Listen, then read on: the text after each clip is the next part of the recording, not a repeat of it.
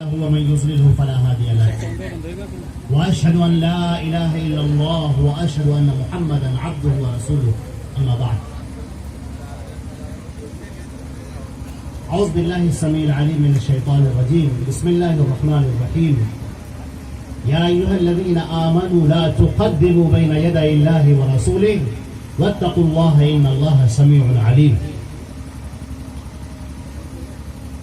Stage پر جلوہ افروز علماء کرام اور ہمارے مخاطب اس دیار کے تمام بھائی اور میری بہنیں اور پیارے بچے، اللہ رب العزت آپ سب پر رحم فرمائے کہ اس رات کی تاریکی میں اور اتنی رات ہونے کے باوجود آپ حضرات دین کی باتیں سننے کے لیے تشریف فرما ہیں. آج آپ کے سامنے میں چند باتیں پیش کرنا چاہتا ہوں. ایک کنفیوژن جو لوگوں کے ذہنوں میں ہے، ایک عجیب سا تجسس اور عجیب سے سوالات اٹھتے ہیں ایک عام ذہن کے اندر. بڑا سابقہ پڑتا ہے ہمیں لوگوں سے، اور وہ بتاتے ہیں، اپنے دل کی باتیں سامنے رکھتے ہیں. ایک صاحب کہنے لگے کہ مولانا صاحب، ہم جب جاتے ہیں کسی دوسری جگہ، کسی مجلس میں، کسی تقریر میں، تو وہاں جو مولانا صاحب خطاب کرتے ہیں، جو باتیں کرتے ہیں، وہ بڑی اچھی لگتی ہیں. قرآن کی باتیں ہوتی ہیں، حدیث کی باتیں ہوتی ہیں. وہ کہتے ہیں کہ ہماری باتیں صحیح ہیں. اب جب میں ان کی باتیں سن رہا ہوتا ہوں تو مجھے ان کی باتیں بڑی اچھی لگتی ہیں. اب اتفاق سے اسی گاؤں میں کسی دوسرے مسلک کے مولانا کی تقریر ہوتی ہے. اب میں جب وہاں جا کر بیٹھتا ہوں اور وہاں مولانا کی باتیں سنتا ہوں تو مجھے لگتا ہے کہ یہ مولانا بہت صحیح بات کہہ رہے ہیں، یہ بھی تو قرآن پاک پیش کر رہے ہیں، یہ بھی تو حدیثیں پیش کر رہے ہیں، تو بڑی اچھی اچھی باتیں کر رہے ہیں. اب مجھے لگتا ہے کہ یہ صحیح لگتا ہے. پھر اتفاق سے کوئی تیسرا مولانا آتا ہے، بتاتا ہے کہ وہ بھی غلط ہے اور وہ بھی غلط ہے، اور پھر وہ کچھ قرآن پاک کی آیتیں پڑھتا ہے، کچھ حدیثیں سناتا ہے اور کہتا ہے کہ یہ صحیح لگ رہا ہے. اب میں اس لیے سمجھ میں نہیں آتا ہے کہ میں ادھر جاؤں کہ ادھر جاؤں کہ ادھر جاؤں. جس کو دیکھو وہ قرآن کی بات پیش کرتا ہے، حدیث کی باتیں پیش کرتا ہے، بہت ساری باتیں پیش کرتا ہے. تو اب میں ایک چوراہے پر آ کر کھڑا ہو جاتا ہوں، میری سمجھ میں نہیں آتا کہ صحیح کون ہے. میں نے کہا میرے عزیز، ایک بات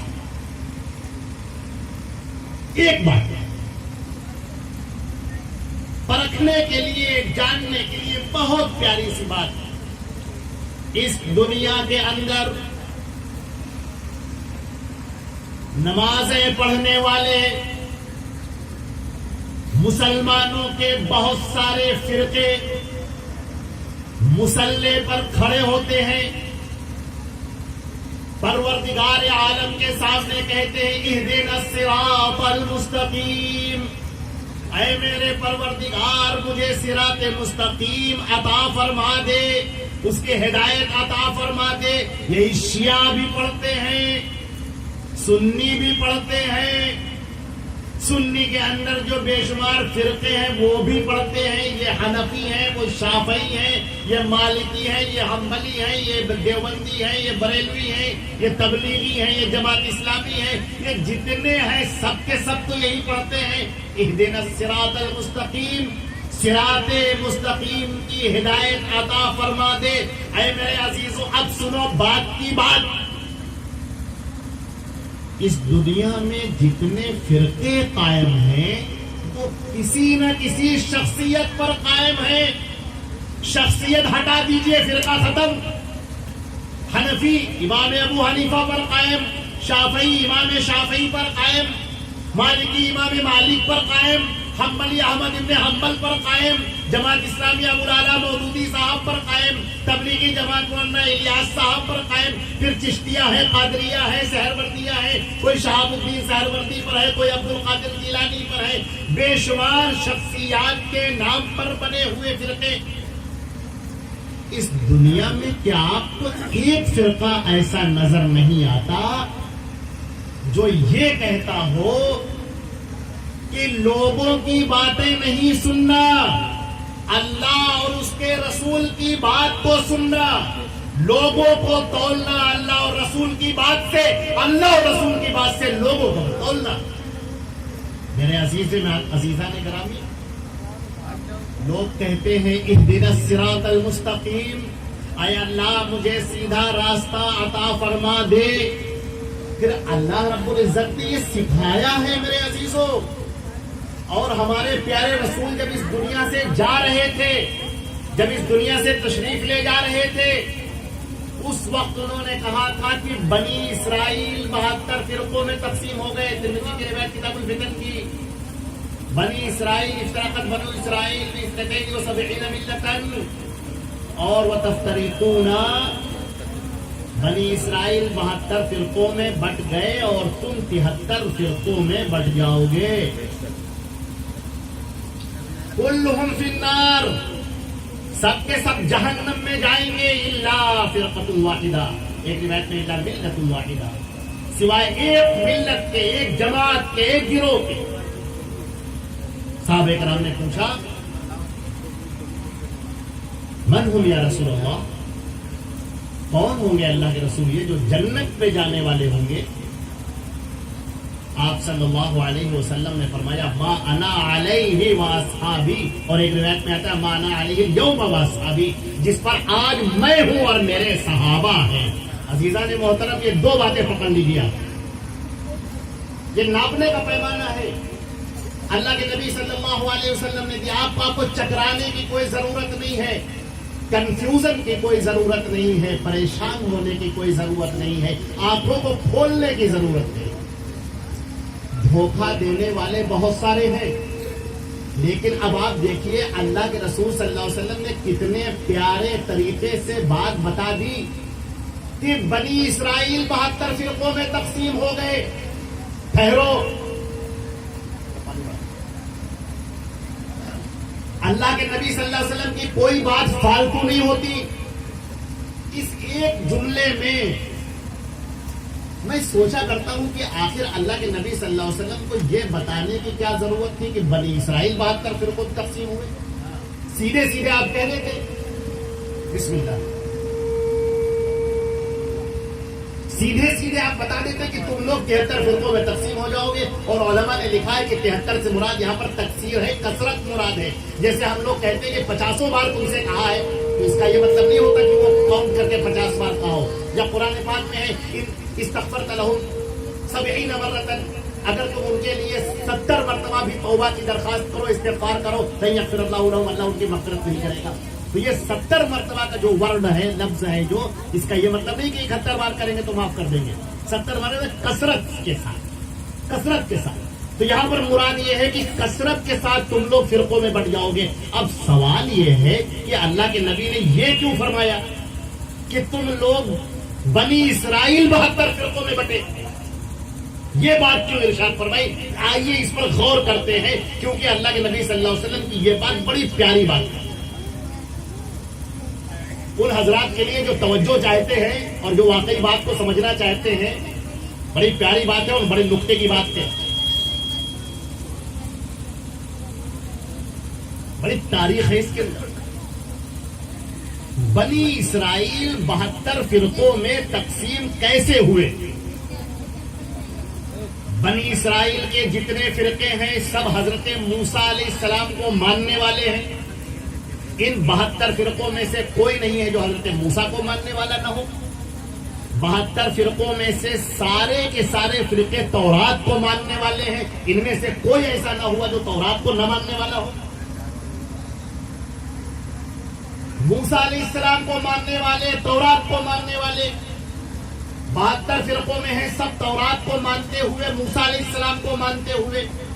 اب آپ بالمقابل مسلمانوں کو رکھ لیجئے، حضرت محمد مصطفیٰ صلی اللہ علیہ وسلم کو رسول مانتے ہوئے، قرآن پاک کو کتاب ہدایت مانتے ہوئے فرقوں میں تقسیم، آئیے پتہ لگاتے ہیں، وہ چیزیں اٹھاتے ہیں جس کو مشابہت کہتے ہیں، سملرٹی کہتے ہیں، جس کو اللہ کے نبی کی کوئی بات فالتو نہیں ہوتی، کوئی ایک بات بھی فضول نہیں ہوتی. آپ نے تو آئینہ رکھ دیا ہے ہمارے سامنے غور کرنے کے لیے کہ اے مسلمانوں، میں تمہارے سامنے ایک چیز چھوڑ کر جا رہا ہوں، اس پر غور کرو. حدیث شریف دیکھیے ابن ماجہ کی، سیدنا عدی ابن حاتم رضی اللہ تعالی عنہ ایک صحابی رسول ہیں، اللہ کے نبی صلی اللہ علیہ وسلم کے پاس میں آتے ہیں اور کہتے ہیں اللہ کے رسول، قرآن پاک کی ایک آیت میری سمجھ میں نہیں آئی. عدی ابن حاتم پہلے عیسائی تھے، پھر مسلمان ہو گئے تھے، ابھی چند دن پہلے اسلام لائے تھے. اللہ کے نبی صلی اللہ علیہ وسلم نے کہا کہ کون سی بات ہے جو تمہاری سمجھ میں نہیں آئی قرآن پاک کی؟ انہوں نے کہا اللہ کے نبی صلی اللہ علیہ وسلم، قرآن پاک میں لکھا ہے اتخذوا احبارهم ورهبانهم اربابا من دون اللہ. ان اہل کتاب نے اپنے علماء کو اور اپنے درویشوں کو اللہ کو چھوڑ کر اپنا رب بنا لیا. اے اللہ کے رسول، یہودیوں کی، عیسائیوں کی پوری تاریخ میں ہم لوگوں نے کبھی اپنے علماء کو اور درویشوں کو اپنا رب نہیں بنایا. اللہ کے رسول پھر یہ قرآن پاک میں کیوں لکھا ہوا؟ اللہ کے نبی صلی اللہ علیہ وسلم مسکرائے اور فرمایا الیس اذا کان اذا احلوا شیئا استحللتموه واذا حرموا علیکم شیئا حرمتموه قال نعم قال فذلک هو الرب. کہا کیا ایسا نہ ہوا کہ تمہارے علماء نے کسی چیز کو حلال قرار دیا اور تم نے حلال مان لی، تمہارے علماء نے کسی چیز کو حرام قرار دیا اور تم نے حرام مان لیا؟ انہوں نے کہا ہاں اللہ کے رسول ایسا تو ہوا. کہا بس یہی ہے رب بنا لینا. عزیزان محترم سب کان کھول کر سنیے، سارے فرقوں کے لوگ کان کھول کر سنیں. نہ چھپتے ہیں نہ چھپ کر بولتے ہیں، ہم آئینہ ہے منہ پر بولتے ہیں. اللہ کے نبی صلی اللہ علیہ وسلم کی باتیں بالکل دو چار کی طرح واضح ہوتی ہیں. اب آپ بتائیے، اللہ کی شریعت اتری سیدنا محمد الرسول اللہ صلی اللہ علیہ وسلم پر، قرآن پاک میں مہر لگا دی گئی الیوم اکملت لکم دینکم، آج کے دن میں نے تمہارا دین مکمل کر دیا. واتممت علیکم نعمتی، اپنی نعمت تم پر تمام کر دی. ورضیت لکم الاسلام دینا، میں دین اسلام سے راضی ہو گیا. اب آئیے ادھر، اللہ کو ماننے والے، قرآن کو کتاب ہدایت ماننے والے، محمد الرسول اللہ کو آخری پیغمبر ماننے والے، اب آئیے سنیے، آئیے اور ادھر دیکھیے. لوگ ملیں گے آپ کو، بڑی شان سے کہیں گے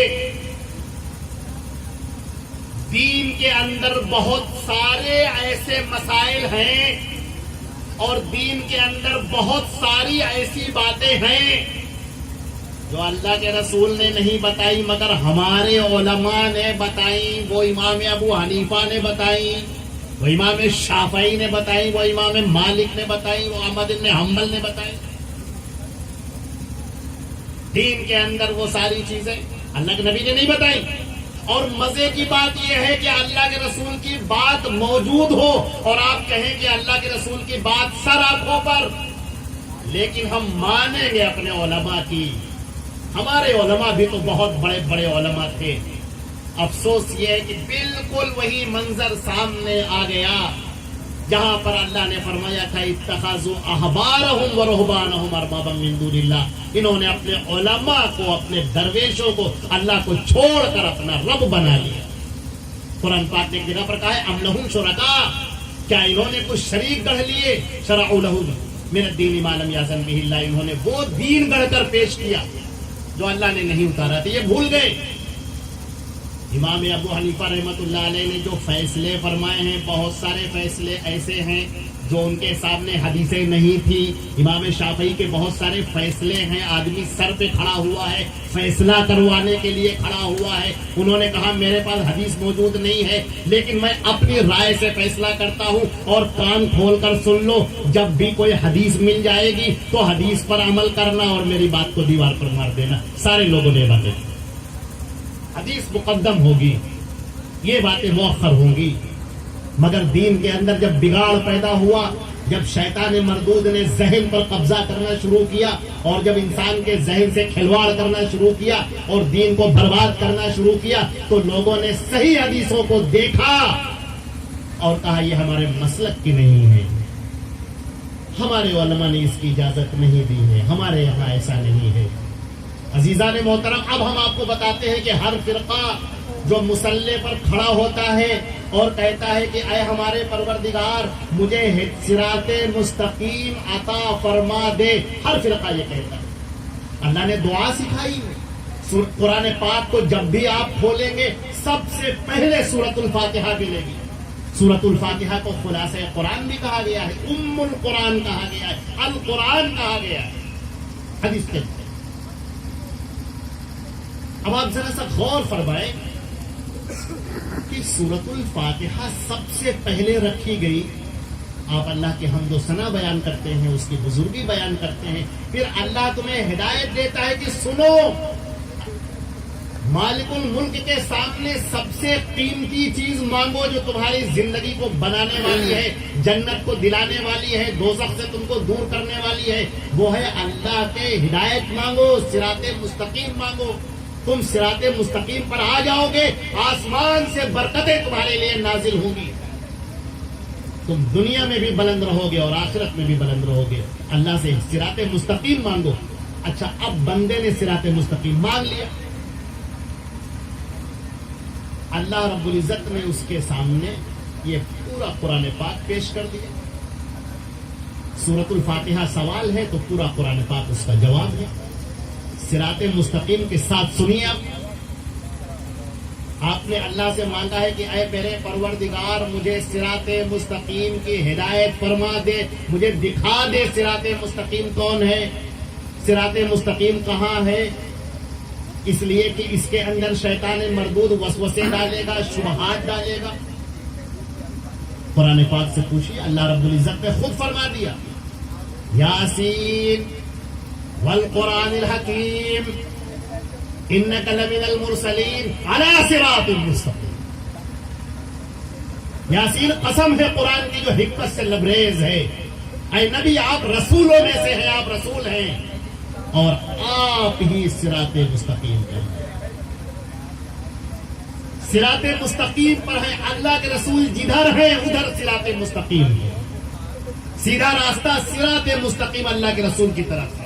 وہ جو کہے وہی راہ ہدایت ہے، وہ جو فیصلہ کر دے وہی راہ نجات ہے، جو بات کہہ دے وہی حق ہے، وہی دین ہے، وہی اسلام ہے، وہی شریعت ہے، وہی اللہ کی رضا ہے۔ اس لیے کہ والنجم اذا هوى ما ضل صاحبكم وما غوى وما ينطق عن الهوى ان هو الا وحي يوحى۔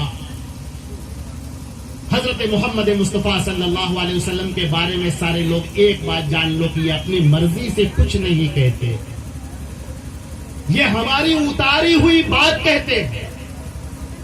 اللہ کے نبی صلی اللہ علیہ وسلم کی جو بات ہے وہ اللہ کی اتاری ہوئی بات ہے، یہ اپنی مرضی سے کوئی بات نہیں کہتے۔ لہذا محمد رسول اللہ صلی اللہ علیہ وسلم کی حدیثیں، ان کے فیصلے، ان کا قول، ان کا فعل، ان کا عمل، ان کا حکم، ان کا فتویٰ، یہ سب کی سب شریعت ہے۔ اگر اس سے کسی نے گریز کر لیا، اگر کسی نے اس کی طرف سے اپنی نگاہوں کو پھیر لیا تو اس نے صراط مستقیم کو چھوڑ دیا۔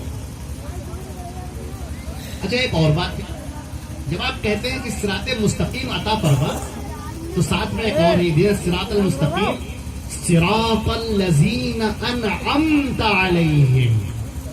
اے پروردگار مجھے صراط مستقیم عطا فرما، وہ صراط مستقیم جن پر تو نے انعام کیا ہے، جن کے چلنے والے انعمت علیہم، جس پر تو نے انعام کیا ہے میرے پروردگار، مجھے وہ راستہ دے جس پر تیرا انعام ہوا ہے۔ وہ راستہ عطا فرما. اللہ تعالیٰ فرماتا ہے وَمَن يُطِعِ اللَّهَ وَرَسُولَهُ فَأُولَٰئِكَ مَعَ الَّذِينَ أَنْعَمَ اللَّهُ عَلَيْهِم مِّنَ النَّبِيِّينَ وَالصِّدِّيقِينَ وَالشُّهَدَاءِ وَالصَّالِحِينَ وَحَسُنَ أُولَٰئِكَ رَفِيقًا. جو اللہ کی بات مان لے, جو اس کے رسول کی بات مان لے, وہ ہوگا ان لوگوں کے ساتھ میں جن پر اللہ نے انعام کیا ہے, نبیوں کے ساتھ, صدیقین کے ساتھ, شہداء کے ساتھ, صالحین کے ساتھ. کتنا عمدہ ٹھکانہ ہے. صراط مستقیم بتا دیا اللہ کے رسول ہیں, پھر آگے یہ بھی بتا دیا کہ جن پر انعام کیا گیا ہے اور اللہ نے مقید کر دیا, خاص کر کے بتا دیا کہ جو اللہ کی اور اس کے رسول کی بات مانے وہ ہوگا صراط مستقیم پر. آگے بندہ اور دعا کرتا ہے غیر المغضوب علیہم ولا الضالین, اے میرے پروردگار ان راستے پر نہ لے چل جن پر تیرا غضب نازل ہوا. اللہ اکبر. یہ ہے بات, یہ جو ٹکڑا ہے بڑا عظیم ہے. یہ جو جملہ کہا گیا ہے کہ جن پر تیرا غضب نازل ہوا ہے اللہ کا.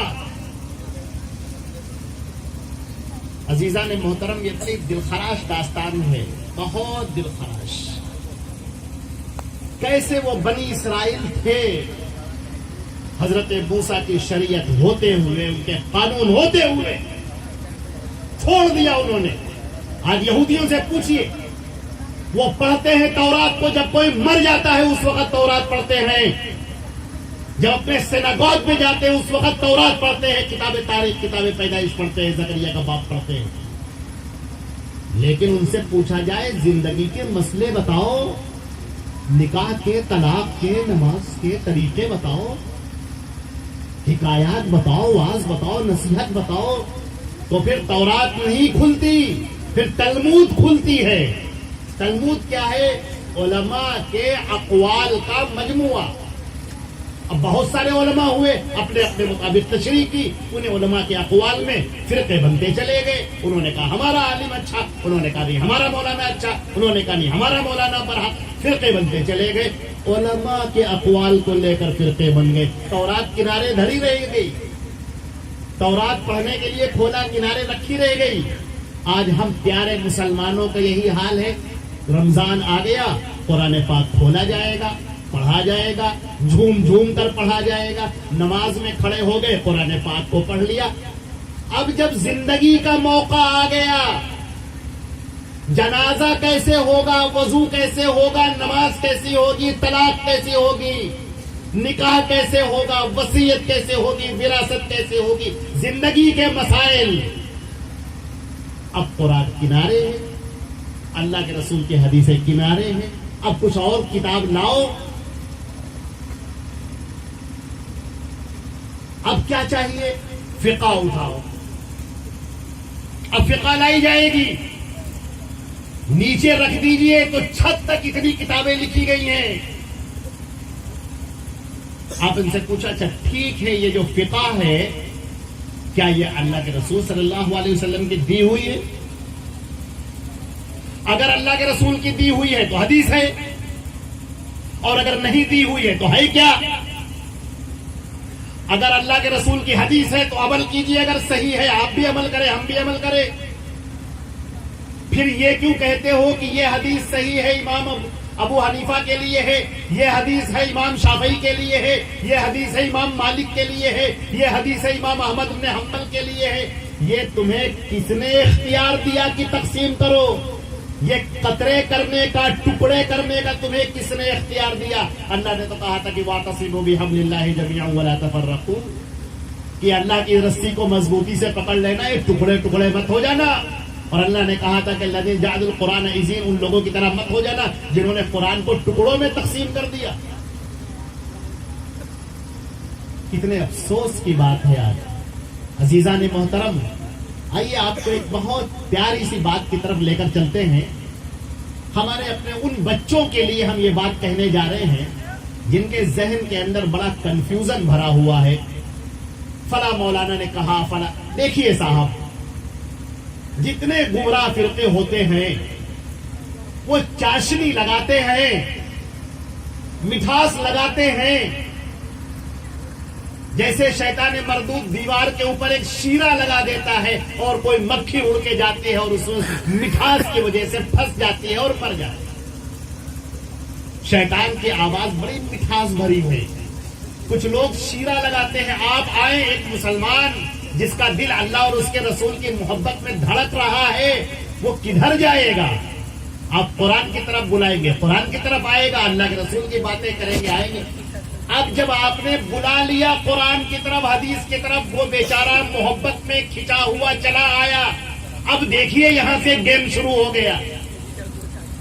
آیا تھا قرآن اور حدیث کے نام پر اور گھما دیا گیا اسے کسی اور امام کے نام پر، کسی شہید کے نام پر، کسی امام کے نام پر، کسی عالم کے نام پر، کسی فقیہ کے نام پر. ان کی باتوں کو پڑھو، یہ بہت بڑے مولانا تھے.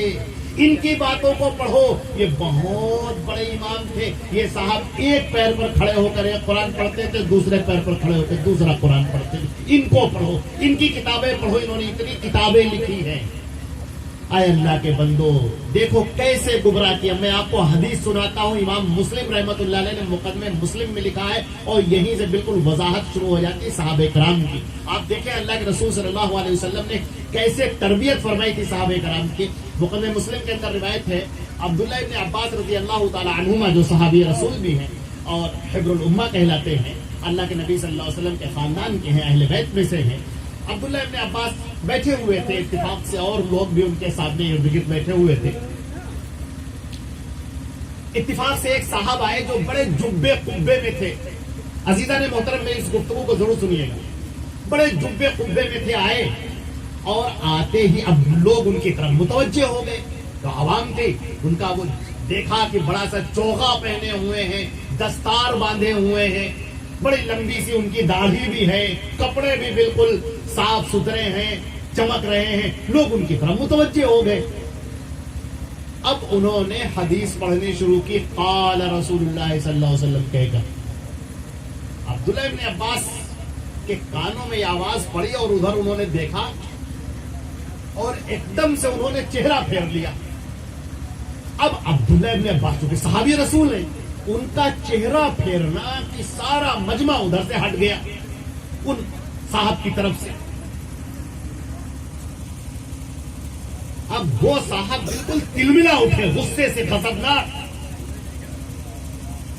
اور کہنے لگے کہ اے عبداللہ ابن عباس، آپ صحابی رسول ہیں، وَإِنَّكَ مِنْ أَهْلِ الْبَيْتِ وَأَنَا أُسْمِعُكُمُ الْحَدِيثِ.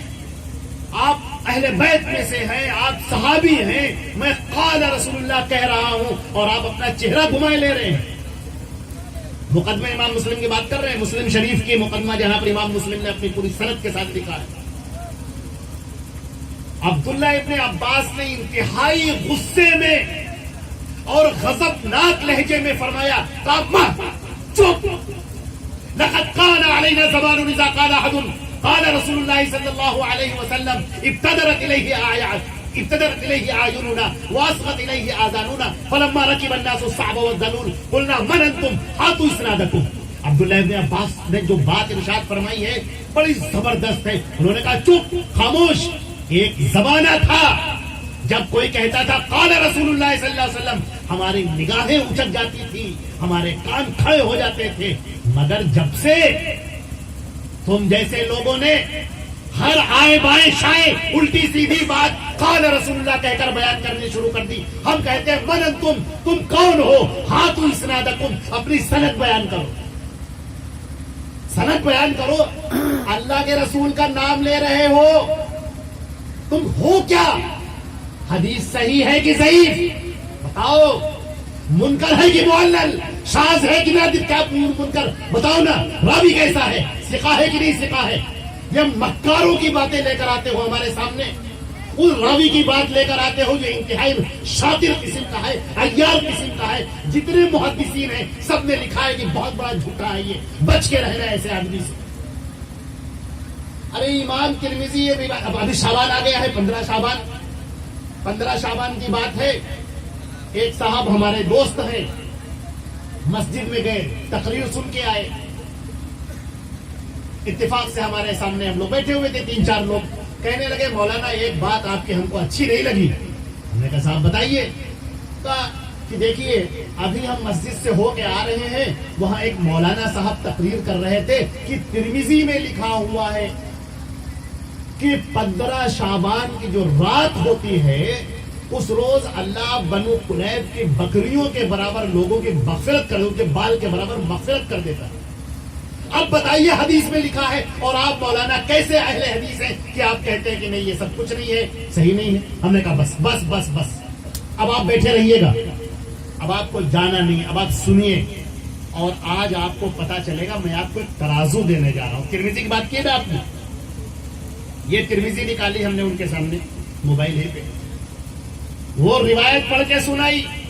امام ترمذی لکھتے ہیں کہ اس کا راوی منکر ہے, اس روایت سے بچنا.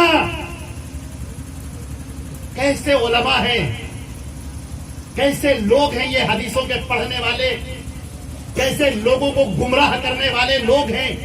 اس حدیث کو جس کو امام ترمذی نے ضعیف لکھا ہے تاکہ لوگ بچ سکیں, اسی کو اٹھا کر پیش کر رہے ہیں.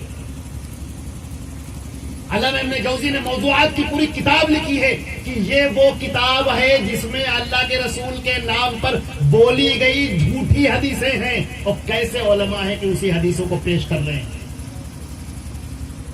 اللہ کے رسول صلی اللہ علیہ وسلم سے ہٹانے کا کتنا اچھا طریقہ لوگوں نے ڈھونڈ لیا ہے. صحیح حدیثیں موجود ہیں, عمل کرنے کی توفیق نہیں ہوتی. ضعیف روایات, منکر روایات, شاذ روایات, اس پر عمل کرنے کی کیوں؟ جب صحیح حدیث موجود ہے تو تم کو ضعیف حدیث پر عمل کرنے کی ضرورت کیا ہے؟ اللہ کے نبی صلی اللہ علیہ وسلم کے بارے میں اللہ نے 2 باتیں ارشاد فرمائی, کان کھول کر سن لیجئے گا, جو کسی نبی کے بارے میں نہیں کہی گئی. مکہ مکرمہ کے اندر جب آپ کو رسول بنایا گیا تو اللہ نے کہا یا ایھا الرسول بلغ ما انزل الیک فإن لم تفعل فما بلغت رسالته واللہ یعصمک من الناس. اے نبی تو پہنچا دے جو ہم تیرے اوپر اتار رہے ہیں, بالکل کچھ بھی کمی نہ کرنا. اگر تم نے کچھ بھی چھپا لیا تو حق نہ ادا کیا رسالت کا, اور ہم تمہاری حفاظت کریں گے لوگوں سے. پورا مکہ دشمن ہے, آپ کو قتل کرنے کے در پہ ہے, لوگوں نے تلواریں سونت رکھی ہیں, لیکن آپ انہی کے درمیان سے نکل رہے ہیں, مگر کوئی آپ کو قتل نہ کر سکا. لوگوں نے ہاتھوں میں خنجر چھپائے, آپ سے مسافے کے بہانے ملنے آئے, اور آپ نے کہا کہ صفوان کیا معاملہ ہے تمہارا کہ تم اپنے ہاتھ میں خنجر چھپا کے آئے ہو. زینب نام کی یہودیہ, اور جب آپ تبوک سے لوٹ رہے تھے اس نے کہا ہم آپ کی سب کی دعوت کرنا چاہتے ہیں.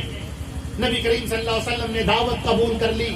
جب دسترخوان لگایا گیا اور کھانے کے لیے گوشت آیا بہترین, اللہ کے نبی صلی اللہ علیہ وسلم نے گوشت اٹھایا اور کہا رکھ دو, فإنها مسمومہ, اس کے اندر زہر ملایا گیا ہے. آپ نے اس یہودیہ عورت کو بلوایا, آپ نے کہا کہ ہم لوگ تو یہاں سے جا رہے تھے, ہم نے تم سے کہا بھی نہیں تھا کہ ہماری دعوت کرو. ارے ایسا کون کرتا ہے کہ اپنے مہمان کو بلائے اور زہر کھلائے؟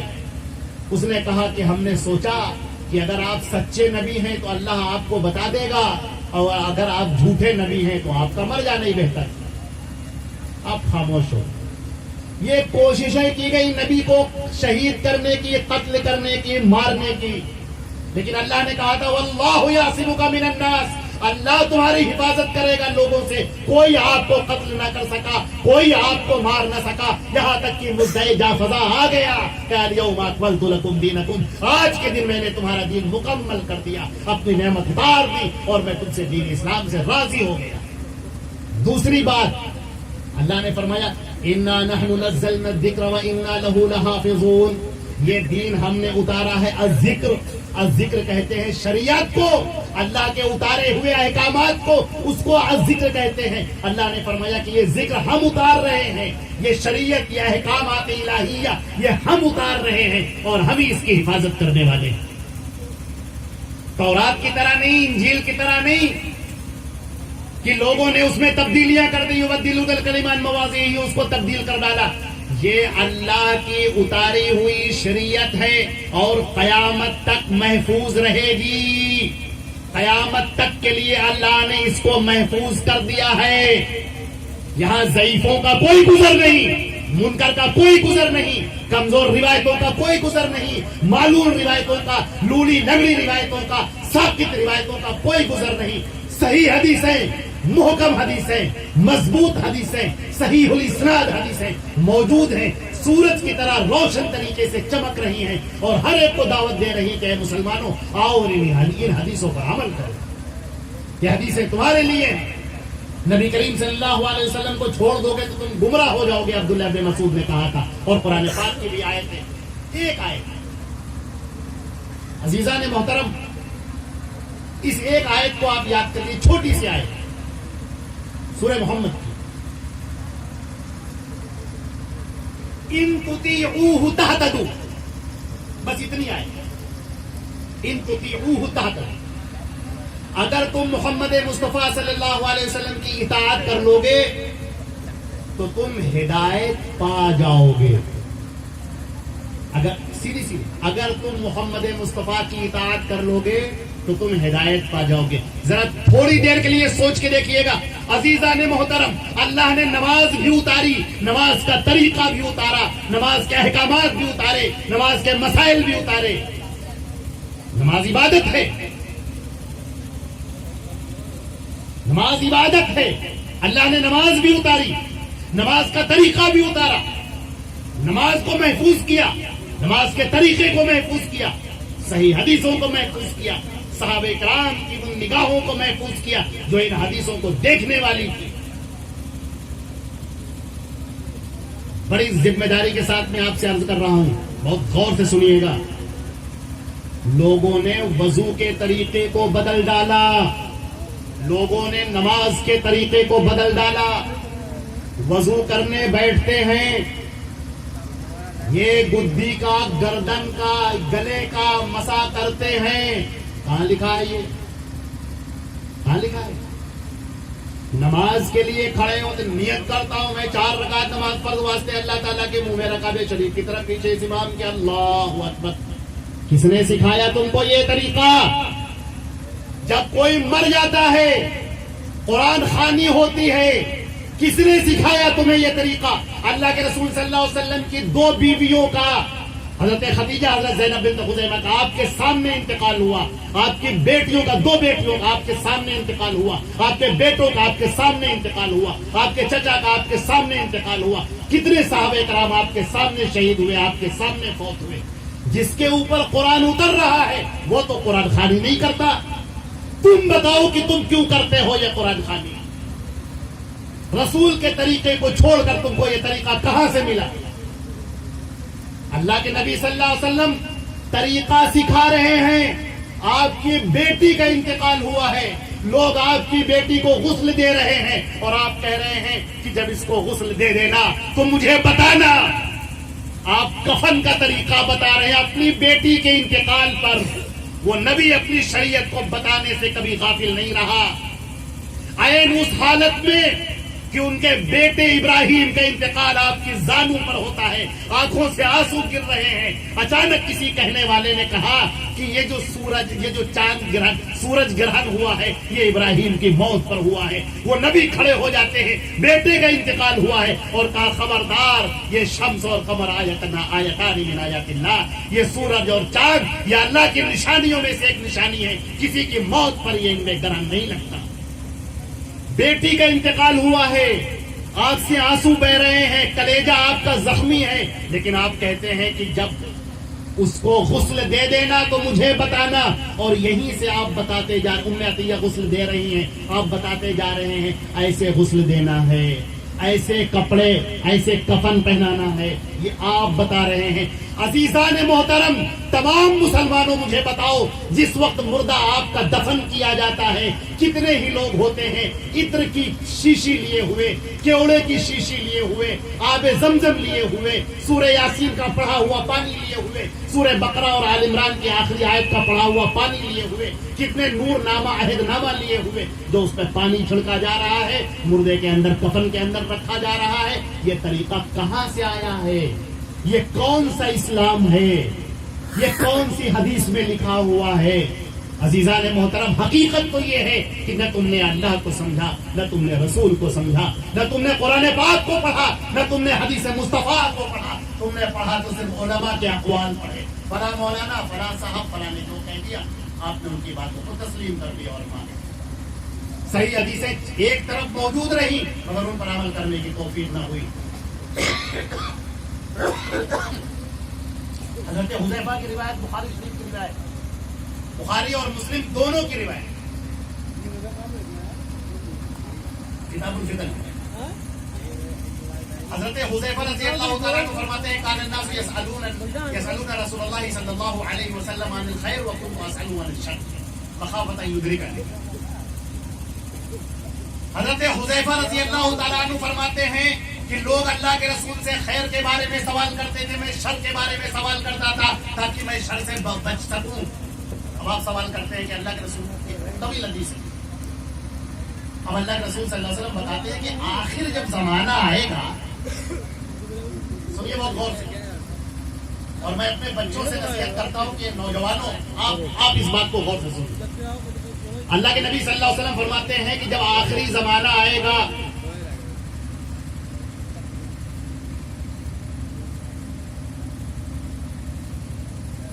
اخاف علیکم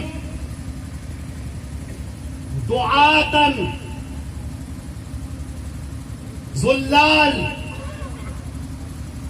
قیامت کا جب آخری زمانہ، آخری دور چل رہا ہوگا تو میں ڈرتا ہوں ایسے داعی سے جو گمراہ کرنے والے ہوں گے. من اجابہم قذفوہ فیہا، جو ان کی باتوں کو مان لے گا وہ اس کو جہنم میں گرا دینے والے ہوں گے.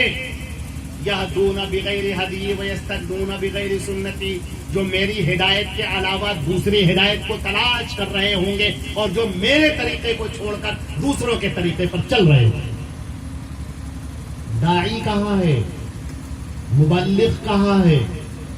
دعوت دینے والے ہوں گے، کھڑے ہوں گے دعوت دینے والے، اسلام کی طرف بلانے والے، ایمان کی طرف بلانے والے، لیکن باتیں وہ نہیں پیش کریں گے جو اللہ کے رسول کی ہوں گی.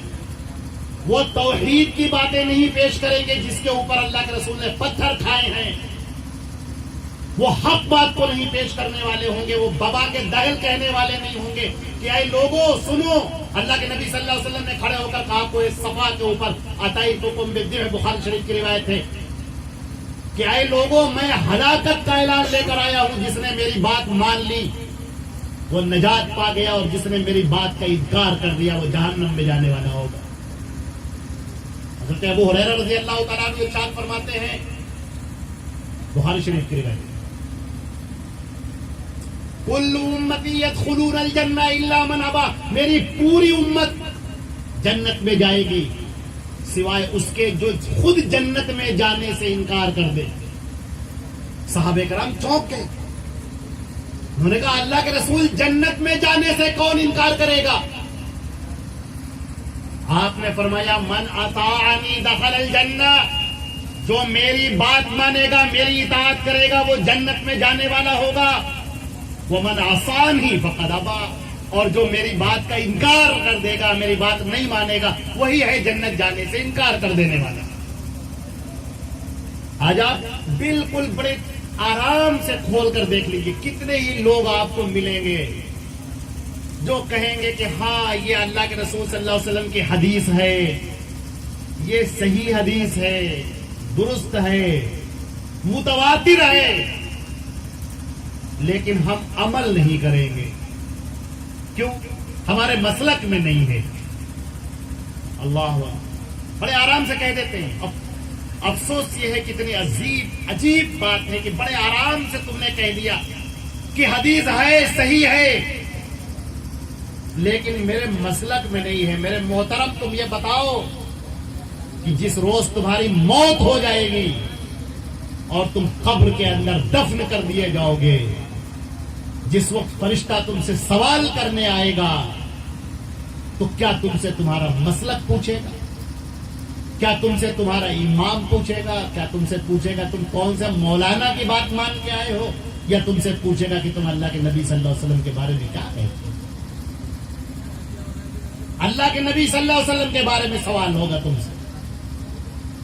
اب دیکھنا یہ ہے کہ تم نے تو بڑی شان سے کہہ دیا کہ ہم اللہ کے رسول کے ماننے والے ہیں، اور وہ فرشتہ کہے گا تم جھوٹ بولتے ہو، تمہاری پوری زندگی کا ریکارڈ ہمارے سامنے ہے، ابھی اسکین کر کے تم کو دکھاتے ہیں کہ تم نے زندگی بھر اللہ کے رسول کی باتوں پر عمل نہیں کیا. فلاں مولانا، فلاں پیر، فلاں شہید، فلاں امام، ان کی باتیں کرتے رہے. تم کبھی توحید پر تھے ہی نہیں. تم تو اپنے گھر کے اندر نیمبو اور مرچی ٹانگتے رہے، تم تو ہاتھوں میں پیروں میں دھاگے باندھتے رہے، تم تو گلے میں تعویذیں لٹکاتے رہے. اللہ پر کہاں تمہارا بھروسہ تھا؟ تم نبی کے طریقے پر کہاں چلنے والے ہو، جس نبی نے زندگی میں کبھی کسی میت کے اوپر قرآن خوانی نہ کی ہو، اور تم اسی کے لیے زندگی بھر قرآن خوانی کرتے رہے. قبر کے اوپر کھڑے ہو کر ایک سرہانے سورہ بقرہ اور 35 سورہ آل عمران پڑھتے رہے، زندگی بھر یہ کر کے آئے ہو. کہاں رسول کی زندگی اور کہاں تمہاری زندگی؟ کہاں رسول کے احکامات اور کہاں تمہارے احکامات؟ میں ایک آیت پڑھتا ہوں قرآن پاک. هل اتاك حدیث الغاشیہ وجوہ یومئذ خاشعہ عاملة ناصبہ تصلی نارا حامیہ. کیا تم کو ڈھانپ لینے والی چیز کی خبر پہنچی؟ جس روز چہرے ڈرے ڈرے ہوں گے، محنت کرنے والے لوگ عبادتیں کر کر کے تھک جانے والے لوگ ہوں گے. تسلا نارن حامیہ، دہکتی ہوئی آگ میں ان کو پھینک دیا جائے گا. عبادتیں کر کے تھک جانے والے لوگ، نمازیں پڑھنے والے، تہجد پڑھنے والے، ذکر کرنے والے، اذکار کرنے والے، تلاوت کرنے والے، صدقہ کرنے والے، خیرات کرنے والے، لیکن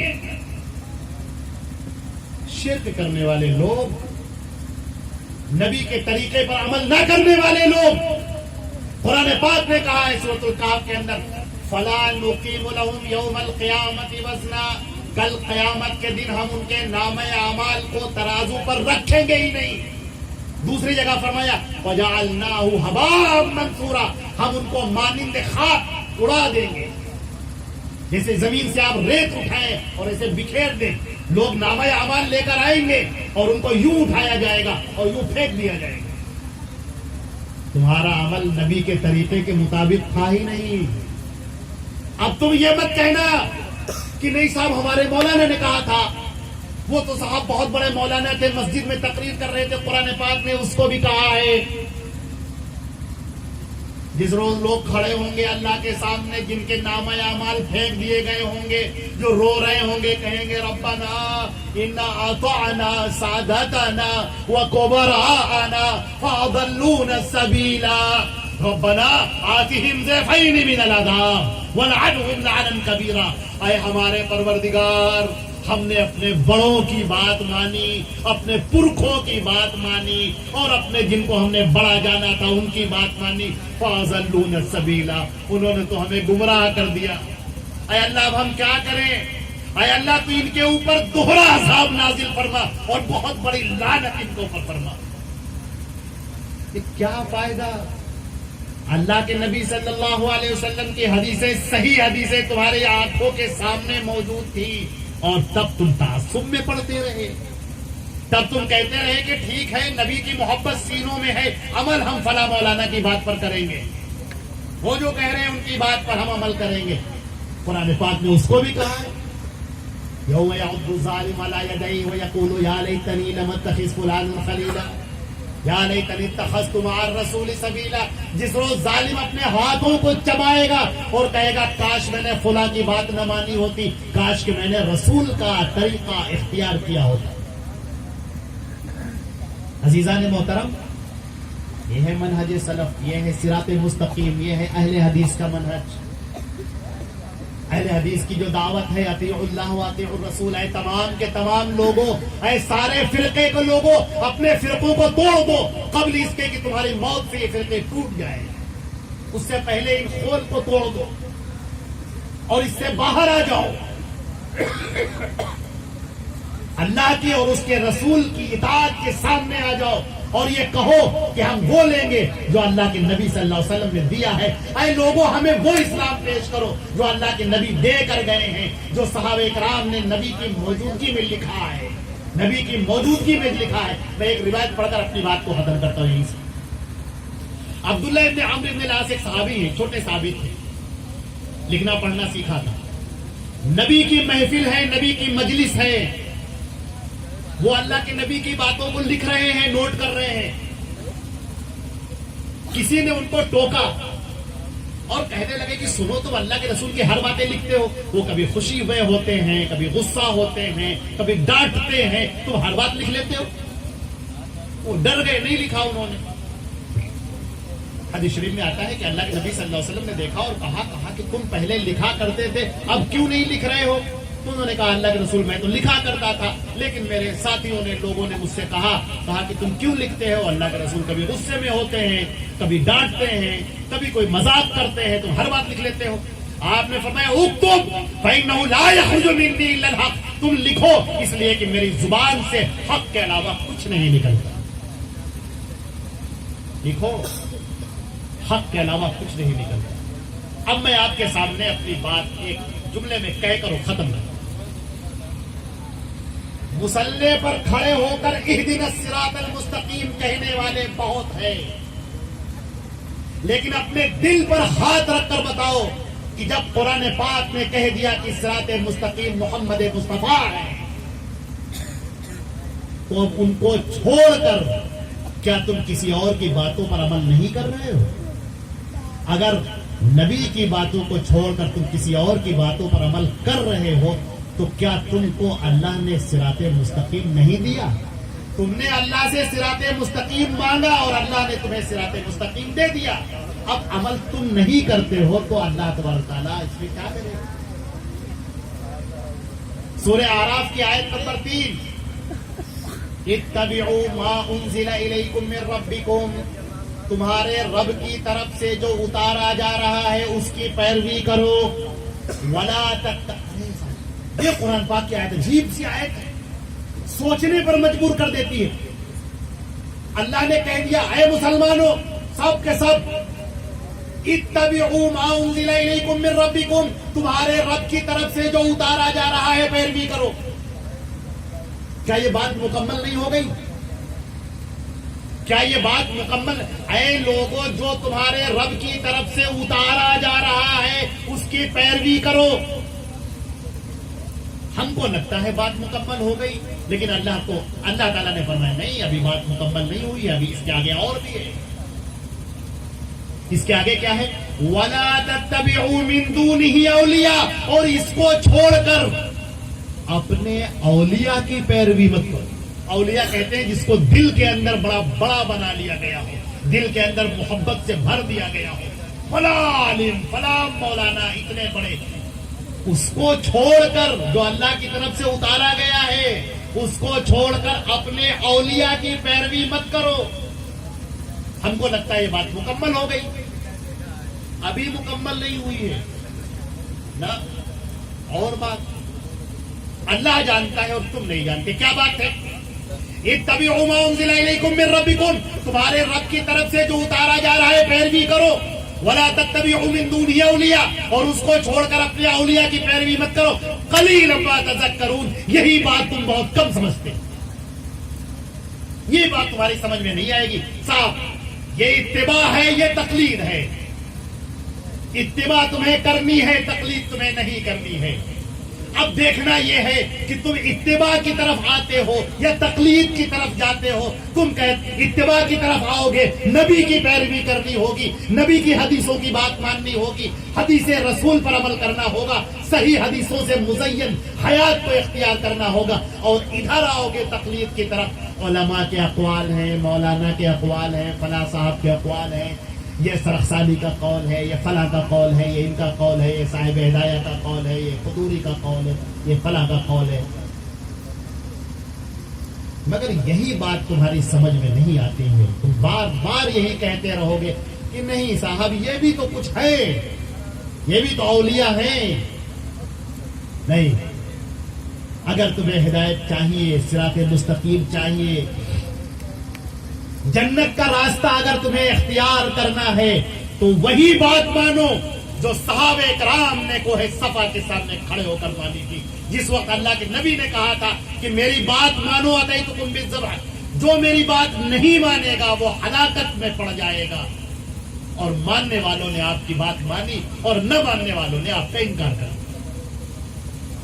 آپ نے فرمایا کہ کوئی میری امت کا یہودی ہو، نصرانی ہو، مشرک ہو، کوئی بھی ہو، جو میری بات مجھے میرے بارے میں سنے اور میرے اوپر ایمان نہ لائے، الا کان من اصحاب النار، وہ جہنمی، سیدھے سیدھے جائے۔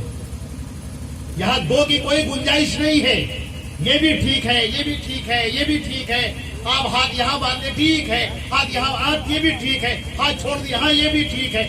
کیا ٹھیک ہے؟ اللہ کے نبی نے نماز دی ہے، اس کا طریقہ دیا ہے کہ نہیں؟ ایک صاحب کہنے لگے کہ ارے مولانا صاحب آپ لوگ خامخواہ بوال کرتے رہتے ہیں، ارے رفع الیدین کی حدیثیں بھی ہیں، رفع الیدین نہیں بھی کرنے کی حدیثیں ہیں، آپ کیسے ہیں اس میں کیوں جھگڑا کرتے ہیں؟ ہم نے کہا ٹھہرو، رفع الیدین کرنے کی حدیثیں متواتر ہیں، علامہ انور شاہ کشمیری نے بھی لکھا ہے اور علامہ عبدالحی لہلوی نے بھی لکھا ہے، بہت سارے لوگ، متواتر حدیثیں ہیں۔ حدیث کی کوئی ایسی کتاب باقی نہیں ہے جس کے اندر رفع الیدین کی حدیثیں نہ ہو۔ اب سنو، تم کوئی ایک صحیح حدیث دکھاؤ جس میں یہ کہا ہو اللہ کے نبی صلی اللہ علیہ وسلم نے کہ رفع الیدین مت کرو، یا کسی صحابی نے کہا ہو کہ اللہ کے رسول کرتے تھے پھر چھوڑ دیا۔ آخری زمانے میں ایمان لانے والے صحابی وہ آتے ہیں صرف یہ سیکھنے کے لیے کہ اللہ کے رسول نماز کیسے پڑھتے ہیں، گرمی میں آتے ہیں، جاڑے میں آتے ہیں، وہ کہتے ہیں کہ میں نے دیکھا صحابہ کرام کو وہ جاڑوں میں اپنے کمبلوں سے ہاتھ نکال کر رکوع میں جانے سے پہلے اور رکوع میں سے جانے کے بعد وہ رفع الیدین کیا کرتے تھے تیسری رکعت میں کھڑے ہونے کے بعد باقاعدہ۔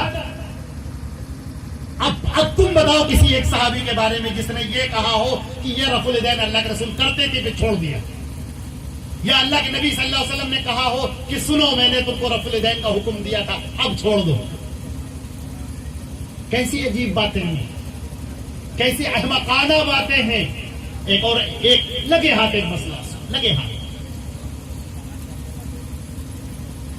ایک صاحب کہنے لگے کہ داڑھی کٹانے کی بھی تو گنجائش ہے۔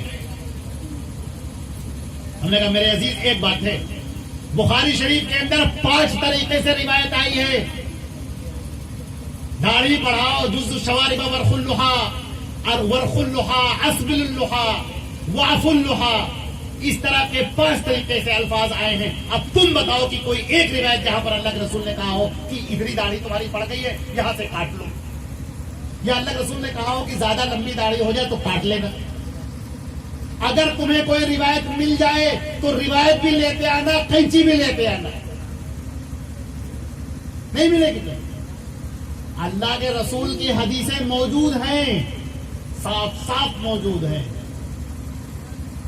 مگر افسوس یہ ہے کہ لوگوں نے وہی یہودیوں کا طریقہ اختیار کیا، شریعت کے 2 ٹکڑے کر دیے، ایک وہ شریعت جو اللہ نے اتاری اور ایک وہ شریعت جو لوگوں نے بنائی۔ ایک کا نام تورات رکھا، ایک کا نام تلمود رکھا۔ ہمارے یہاں بھی لوگوں نے ایسا ہی کیا، شریعت کے 2 حصے کیے، ایک حصہ یہ ہے قرآن حدیث جو اللہ کا اتارا ہوا، ایک حصہ اور ہے یہ فقہ کے نام پر جو ان سے نکلا ہے، جیسے وہ کہتے ہیں تلمود تورات سے نکلی تھی۔ قرآن پاک کی ایک آیت آپ کے سامنے پڑھتے ہیں، فویل للذین یکتبون الکتاب بایدیہم ثم یقولون ھذا من عند اللہ لیشتروا بہ ثمنا قلیلا فویل لهم مما كتبت ایدیہم وویل لهم مما یکسبون۔ تباہی اور بربادی ہو ان ہاتھوں کے اوپر جو وہ اپنے ہاتھوں سے لکھتے ہیں، اپنے دماغ سے سوچ کر لکھتے ہیں، سوچ کر دماغ لگا کر لکھتے ہیں، ثم یقولون ھذا من عند اللہ، پھر کہتے ہیں یہ ہے اللہ کی طرف سے۔ ارے لکھا تم نے ہے، سوچا تم نے ہے، خیال تمہارا ہے، فکر تمہاری ہے، بات تمہاری ہے، تم نے خود لکھی اور لوگوں سے کہہ رہے یہ دین ہے، یہ شریعت ہے، یہ اسلام ہے، کہ کیسے کہہ رہے ہو تم، لعنت ہے تمہارے ان ہاتھوں پر اور لعنت ہے تمہارے چہرے پر اور لعنت ہے تمہارے پورے وجود پر. اللہ کے رسول صلی اللہ علیہ وسلم کی ان صحیح حدیثوں کو چھوڑ کر تم ان باتوں پر عمل کر رہے ہو جو اللہ کے رسول نے بتائی نہیں. عزیزان محترم، ایک آخری بات ختم ہے جس میں ہم نے ابھی آپ کے سامنے پیش کیا تھا. ایک چھوٹی سی آیت یاد کر لیجئے اور لے کر یہاں سے چلے جائیے. ان تطیعوہ، اگر تم نے محمد رسول اللہ کی پیروی کی، تہتدوا، تو تم ہدایت پا جاؤ گے. اگر تم نے محمد رسول اللہ کی پیروی نہیں کی تو تم ہدایت پر نہیں ہو. تم کتنی نمازیں پڑھتے رہو، لمبی داڑھی رکھو، روزے رکھو، ذکر کرو، اذکار کرو، سب فضول ہے، سب تمہارے منہ پر مار دیا جائے گا. جو نبی کے طریقے کے مطابق طریقہ نہیں ہوگا، جو صحیح حدیث کے مطابق طریقہ نہیں ہوگا، وہ طریقہ کل قیامت کے دن تولا ہی نہیں جائے گا اور وہ رات کی دیر کی طریقے سے بکھیر دیا جائے گا. اللہ رب العزت ہم کو اور آپ کو سب کو عمل کرنے کی توفیق عطا فرمائے، صراط مستقیم پر چلنے کی توفیق عطا فرمائے، منہج اہل حدیث پر چلنے کی توفیق عطا فرمائے. یہی طریقہ سلف ہے، یہی طریقہ مستقیم ہے، یہی اللہ کا اتارا ہوا حضرت محمد مصطفیٰ صلی اللہ علیہ وسلم کا بتایا ہوا دین قرآن اور اللہ کے رسول کی صحیح حدیث ہے. یہی دین ہے اور اس کے علاوہ کچھ نہیں، سب ختم. اللہ رب العزت ہم کو آپ کو عمل کرنے کی توفیق عطا فرمائے. وآخر دعوانا الحمدللہ رب العالمین، والسلام علیکم ورحمۃ اللہ وبرکاتہ.